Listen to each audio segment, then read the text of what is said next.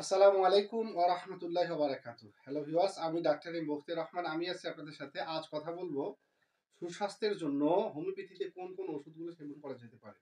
হ্যাংলা পাতলা যুবকদের জন্য হোমিওপ্যাথিতে ৩টি অবিস্মরণীয় ঔষধ রয়েছে।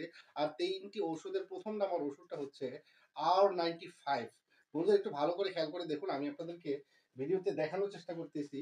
এই যে হচ্ছে আলফালফা টনিক বা R95, একটু ভালো করে খেয়াল করে দেখুন। প্রোডাক্টটা হচ্ছে ডাক্তার রেকোয়েক অ্যান্ড কোং। এটি ৫০০ মিলি প্রোডাক্ট। এটা ইনটেক একেবারে দেখেন, এখানে খুললে আপনারা বারকোড পাবেন। এই প্রোডাক্টটা অরিজিনাল R95। এই প্রোডাক্টটা হচ্ছে একেবারে original Germany homeopathic mother tincture. এই প্রোডাক্টটা একটু ভালো করে খেয়াল করে দেখুন, আমি আপনাদেরকে ঘুরিয়ে দেখানোর চেষ্টা করতেছি। এটা হচ্ছে আলফালফা টনিক বা R95। হ্যাঁ, এই প্রোডাক্টটা সেবনবিধি হচ্ছে হাফ মোখা ওষুধ ১ গ্লাস পানিতে মিশিয়ে সেবন করতে হবে। ডেইলি ২ থেকে ৩ বার সেবন করতে হবে। এই ওষুধটা মোটামুটি ৩ থেকে ৬ মাস সেবন করতে হবে। এরপরে আমি আপনাদেরকে যে ওষুধটা নিয়ে কথা বলব, সেই প্রোডাক্টটা হচ্ছে একটু ভালো করে খেয়াল করে দেখুন। সেটা হচ্ছে কেলিফস 6X।